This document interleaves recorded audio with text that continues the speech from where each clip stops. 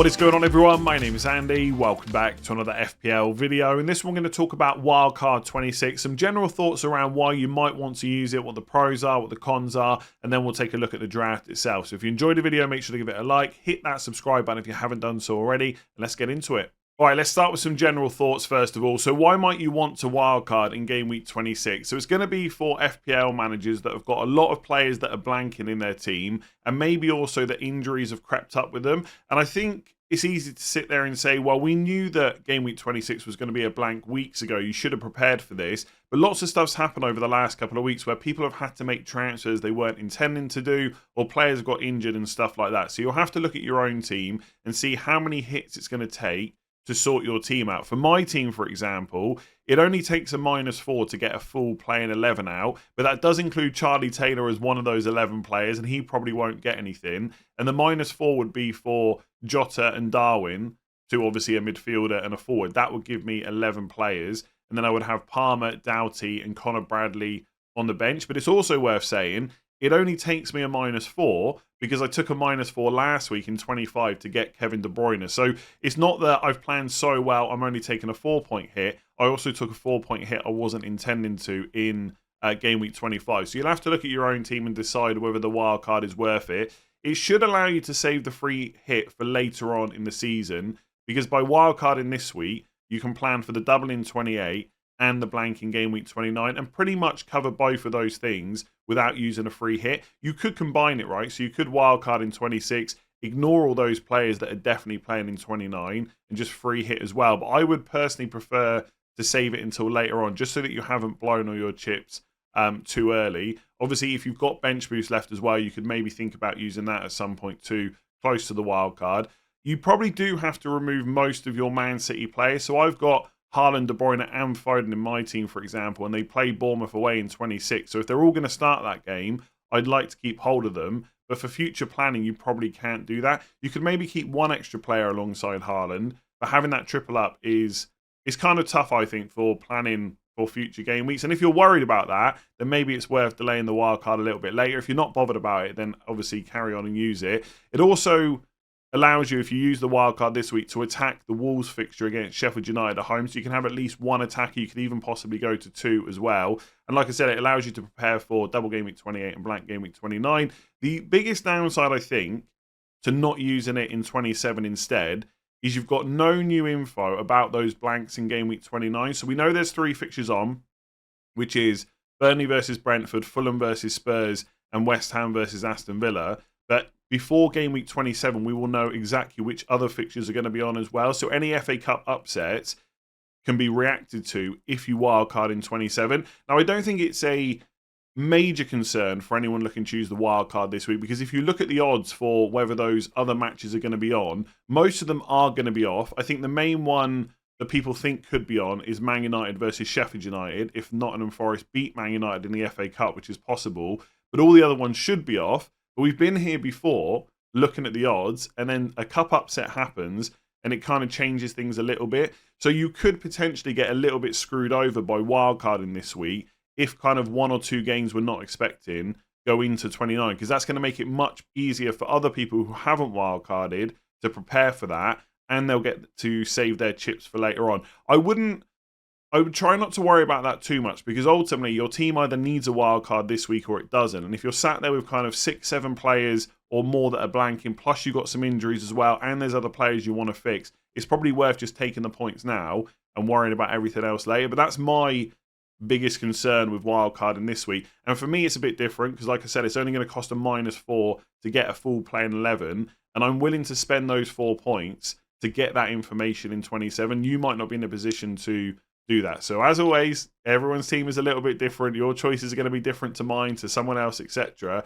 But that is what I would think about. Let's get into the draft. All right, let's start with the defensive players and the bench first of all. It's also worth saying that I've got 4.7 million in the bank. That's based on the draft that I've picked and my squad value. Yours might be a little bit different, and obviously there's room for upgrades as well if you wanted to. And I've tried to take into account that we've got a double in 28, a blank in 29, whilst also having to get points in between. I haven't built this draft with a bench boost in mind, at least not over the coming weeks. So if you wanted to wildcard this week and bench boost in 28, you might have to tailor the team a little bit. So in goal, I've got Areola and Neto. So the one thing about going this week is you can start preparing Bournemouth players for their double in 28. They've got Sheffield United at home and Luton at home, which on paper is a fantastic double. But obviously Bournemouth have got Man City at home this week, which isn't great. So Neto's on the bench. I've gone for Areola, but you don't have to go for him if you didn't want to. I think the problem is, because Bournemouth are not guaranteed a game in 29, you need to go for someone that is guaranteed a game that week. So your options really are Areola, who's got Brentford at home this week and Aston Villa at home in 29, or maybe someone like Flecken, who's got West Ham away this week and Burnley away in 29. You could also go for Martinez from Aston Villa. So it's Forest at home this week and West Ham away in 29. The problem is, or not a problem, but I've gone for 3 outfield Aston Villa players, so I couldn't go for Martinez in goal. And it's a similar reason why I couldn't choose Vicario from Spurs, because although I haven't got them right now in this, like I haven't got 3 Spurs players at the moment, but by 29, I probably want Son, another attacker, and probably Porro if he's back fit as well. So there's just no room for him. So in terms of goalkeepers, you either, for the draft that I've set up, you either go for Areola or you go for Flecken instead. With the bench, I've got Senesi on there, so that's a double up on the Bournemouth defence, but obviously I'm not going to play that double up most weeks. It's mostly for the double in 28, although Bournemouth, sorry, I forgot which team they played for that. Bournemouth do have Burnley away in 27, so if you had to play Neto and Senesi against Burnley away and in the double in 28, that really wouldn't be the end of the world. And then the other 2 players on the bench are Doughty and Son. So they both blank this week, but obviously Spurs have got pretty good fixtures after 26, and they definitely play in 29. And Doughty's got a double in 28, and there's a good chance that Luton will play in 29, even though it's not confirmed yet. So that's why those 2 players are on the bench. And I just think for Luton, yes, the defence isn't great, right, as we're seeing from the double game week just gone, but he is very attacking. If we look at the numbers he's put up over the last couple of game weeks, it was 0.45 expected goal involvement against Man United, 0.48 against Sheffield United, and he's already got 7 assists this season and 1 goal as well. Now, maybe he's overperformed a little bit on assists, but the attacking threat is still there. So if you're going to go for a Luton defender and you've got the money, he is easily the one. And then in defence, it's Pau Torres, so one of my Aston Villa outfield players. So Forest at home this week, West Ham away in 29. They also have Luton away in game week 27 as well. So I think an Aston Villa defender is, I don't want to say key, but it's quite useful over the coming weeks. You could go for Matty Cash if you wanted to. I'm just not sure I would take the risk over the minutes. I think when Pau Torres is fit and available, he's always going to start. And when you're wildcard him to cover a blank this week, and a double in 28, and a blank in 29. And obviously, you can use the free hit if you want, but if you want to save that chip for later, you want players that you know are definitely going to start when they're fit. Obviously, anything can happen in FPL. You might get to game week 29 and Pau Torres could be injured again, but I would prefer to go for the player that's absolutely nailed. With Matty Cash, he's fine right now, but once players like Konza and Diego Carlos get fit again, there is a chance that Matty Cash comes out of the team. You just don't want that headache once you get to 29, because part of the strategy with the wildcard this week is to make moves over the next couple of weeks to get more players in that play for 29. Play in 29. You don't also want to have to deal with players that might lose their place. So I'd prefer to go for Pau Torres, but I do think in terms of attacking threat, obviously Matty Cash is better. It's just whether you trust the minutes. I've also got Reguilon, game this week, West Ham away, game in 29, Burnley away. Seems to be fairly attacking. Obviously, Pinnock missed the last game as well. Reguilon seems to be nailed on, I would say, for Brentford in terms of start. So I quite like him. Are there better defenders for this week? Absolutely, right? You could have a Wolves defender in there instead for Sheffield United at home, but you'll then potentially add an extra transfer later on. So the question to ask yourself, is that Wolves defender or whoever else you want to go for this week so good that it's worth an extra transfer just to not play Reguilon against West Ham away? And I don't think it is. And then the final defender is Gabriel. And if you've had him for a while, you got him at a pretty good price. But even if you are buying right now, he's still only 5.2 million. And Newcastle at home is not necessarily the easiest fixture, right? You could definitely see Newcastle scoring. But Arsenal are by far is maybe a bit of a stretch, but they are the best defence so far this season in terms of expected goals conceded. And straight after Newcastle, they've got Sheffield United away and Brentford at home. So even though they blank even though they're quite likely to blank in 29 against Chelsea, I still think they're so good before that with the fixtures they've got. They're probably worth going for. Again, you don't have to go for Gabriel if you didn't want to. You could go for that Wolves defender or someone else like that instead. But I think having an Arsenal defender is quite handy. And bearing in mind, if you're wildcarding this week, you can't go and wildcard again later. So you probably will want an Arsenal defender later on this season. And it's worth saying that if Chelsea lose to Leeds, then Arsenal will play that week, in which case you'd be more than happy to play Gabriel at home to Chelsea. And if they do blank, that fixture will have to go somewhere else. And there's a very good chance that Arsenal could then have a double in game week 34. So potentially, even though they blank in 29, you'd have Luton at home in 31. Villa at home in 33 is okay-ish, and then possibly a double in 34. So having that Arsenal defender all the way through would probably be pretty decent. So that's the backline. I've got to be honest, like when I look at it, it doesn't look all that inspiring. But it's worth remembering, like Liverpool, Chelsea, Spurs don't have a fixture this week. There's only so many other players you can go for. And then if you've got ones that also cover 29, that's pretty handy. So the only players I would change from this, I think, is the goalkeeper. You could go for Martinez, Vicario, or even Flecken, depending on which outfield players you want to pick from. But most of the defenders, I would say, when you're trying to cover this week and 29, kind of pick themselves, especially when you can have two players from Bournemouth that have got that great double in 28. So I think if I was actually wildcarding this week, midfield would be where I'm the least sure about a couple of the picks and where I'd probably do the most tinkering up until Saturday's deadline. Like with goalkeepers, I've said that I might go for Flecken instead of Areola, but I'm happy with most of the defenders and the forward line almost picks itself. But midfield is a little bit tricky because you're trying to find the balance between getting a lot of players in that definitely play in 26 and 29 versus getting a few players in that don't play in 29, but that you're willing to use transfers on. It's all about how many transfers you're willing to book in. So the midfield I've got at the moment is obviously Son on the bench, which I already spoke about. Good fixtures after this week, definitely plays in 29. I've got Douglas Luiz, who plays 26 and 29. Hee-Chan Hwang from Wolves, great fixture this week, Sheffield United at home. Has a pretty good one in 28 as well, which is Fulham at home, but doesn't definitely play in 29. That game could be off against Bournemouth. Jared Bowen, who hasn't been great recently whatsoever, but does play against Brentford at home this week and Aston Villa at home in 29, and has a couple of okay fixtures in between. So for West Ham, I might have that wrong actually. Let me just double check. Yeah, it's Brentford at home this week, then it's Everton away and Burnley at home before that game against Villa in 29. So although he hasn't been great at all, and his last return was an assist against Arsenal back in 19, the fixtures are still pretty good.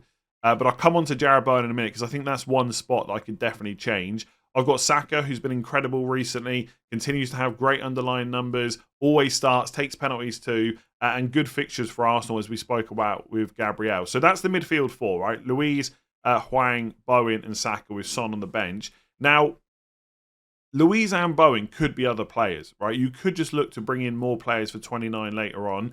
Richarlison is one player that I don't have in this squad. And it's quite difficult to get him in, right? Because you've got to manage the amount of players. Like, you want a full playing 11 for game week 26. So one of the moves could be to take out Luiz or Bowen for Richarlison in game week 27. But if you're going to do that, right, and you're going to lock that in, that's something you definitely want to do. You really want Son and Richarlison, or even Maddison instead for Spurs, right? Like you could, I think, let's just double check their prices at the moment.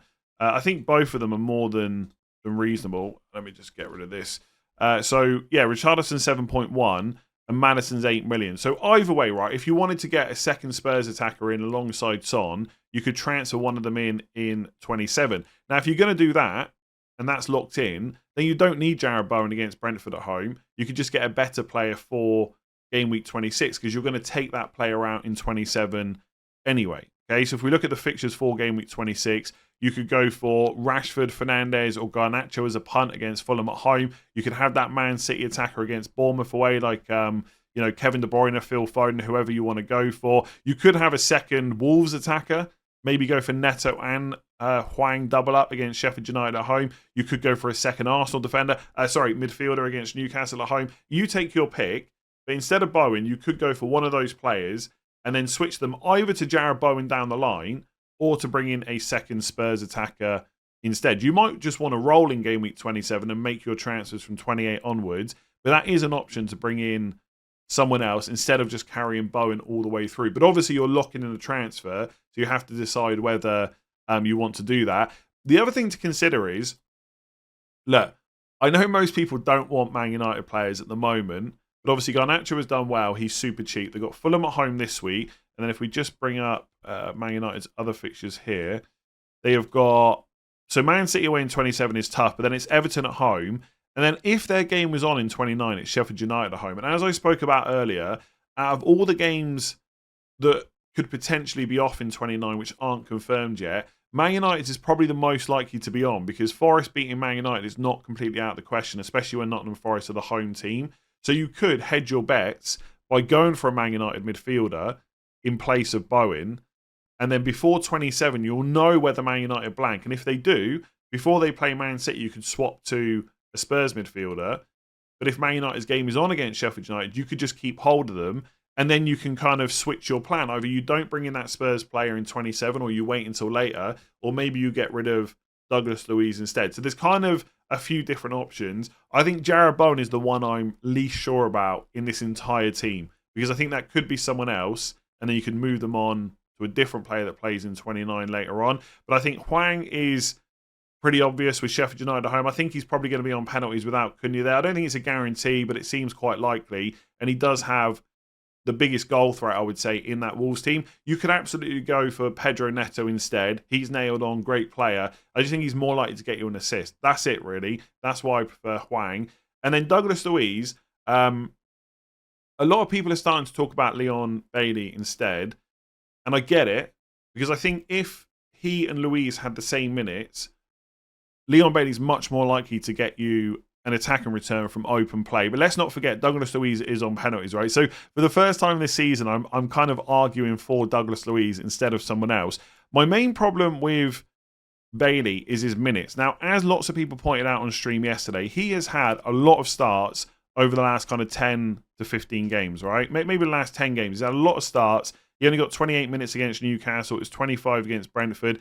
Maybe he had a slight knock before those games. Whatever, right? He has had a lot of starts. The problem is, he's not guaranteed starts, I don't think. There's players like Diaby always knocking around. So if Bailey has a bad game, could Diaby come in? It's a possibility, right? It's not completely off the table. Whereas Douglas Luiz is absolutely nailed. Now, I still don't particularly like his open play threat in terms of assists and goals, but you know he's going to be on the pitch. And I just think, and I spoke about this with defenders, you're picking players in certain positions on this wildcard that you want to play in game week 29 later on. You do not want to be using transfers when you've already got other ones booked in. And I just think if they're both fit and available, I can almost guarantee you, like 99% sure, that Luiz will play in 29 if he's fit and available. Can I guarantee you that Leon Bailey will play? No. I mean, if he's fully fit and available, it's probably like 90% sure.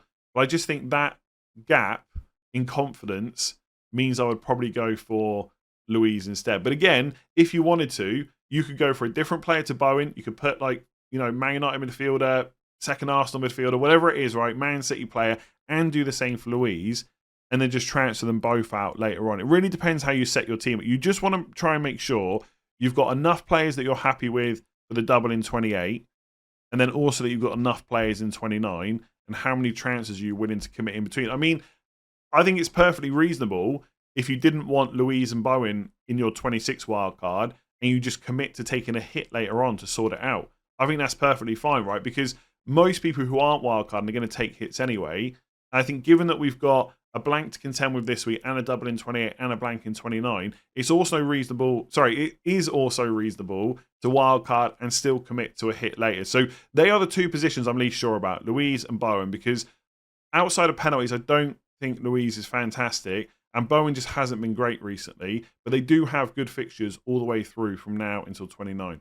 And then the forwards pretty much pick themselves, and I know it's boring, I know you've seen them many times before, but for me, Haaland, Watkins and Solanke as a front three is just too good to turn down right now. And I know people keep talking about other players that you could consider instead, like Højlund at Man United. I think he's on 7 goals in his last 5 or 6 matches. Great run of form. Muniz at Fulham. I've probably said that name wrong. I apologise. He's 4.4 million. Fulham definitely have a fixture in 29 against Spurs, and he's got 4 goals in his last 3 games. it's perfectly reasonable to think about these players. But my question back to you is, who do you sell out of Haaland, Watkins and Solanke? And when you think about that, it becomes a lot more difficult to justify other players. And if you're willing to sell one of them, then fair enough. But if I was wildcarding this week, I'd want Haaland for captaincy in 26. And obviously, he's a good captain option in most weeks where he's available. You're not going to captain him in 28 because of Bournemouth's double. But outside of that, he's great. So most people have got him as a lock, and they're going to want him for the rest of the season. Solanke, yes, doesn't have a great fixture this week. Man City at home, is not great for anyone. But he's nailed on 90 minutes penalties. And who does he have after Man City? It's Burnley away in 27. And then a double of Sheffield United at home and Luton at home in a game week where he is by far the best captain, like by a long way, I would say. So if you don't go for him this week, he's just a transfer later on. So is Højlund in 26 so good that it's worth spending a transfer on Solanke the week after or in 28? I would say probably not. I guess if you go for a lot of midfielders like Louise and Bowen, etc., that definitely play in 29 as well, and you're limiting the amount of transfers you have to make in midfield, you could do that. But I would just have Solanke. You 100%, almost 100% certainty to want him in for 28. So Watkins is the only one. And look, there are other forwards that are doing well at the moment, but do you think they are better than Watkins? If the answer is no, there is just no room for other forwards at the moment. And we're just in that period of FPL where all of a sudden there are a lot of forwards, like Ivan Toney as well. I've not even mentioned him, but we just can't fit them in because we've only got 3 slots. Like for me, Toney is definitely an option, but I just think you've not had, sorry, the double happened in 25, right? So it's just single game weeks from here on out for him and Watkins. And I just think with their fixture comparison, Watkins is the better option. And he also plays in 29. So to get Toney in, you're selling Haaland or Solanke if they blank in 29. And that's when you go and get Toney before he plays Burnley away. So I just don't think there's a very good justification to go for any other forward. And I would just save myself the hassle by having Solanke in there because you know you're definitely going to want him. Like, obviously any player can get injured. But even if, let's just say with a midfielder that I spoke about earlier, let's just say you go for, I don't know, Kevin De Bruyne this week instead of Bowen. It might be that in 27 or 28, you go for a different midfielder that's not Bowen. Whereas up front, if you get Højlund in this week, you're 100% changing him to Solanke. There's no questions because of how good that double is. So look, you don't need me to tell you why these 3 players are great. It just makes sense. And if someone's got a good reason why you wouldn't go for those 3, leave a comment below. If you're wildcarding this week, also let me know in the comments. If you've enjoyed the video, give it a like, hit that subscribe button if you haven't done so already. Rate 5 stars on podcast, and I'll be back tomorrow for transfer tips. I'll catch you then.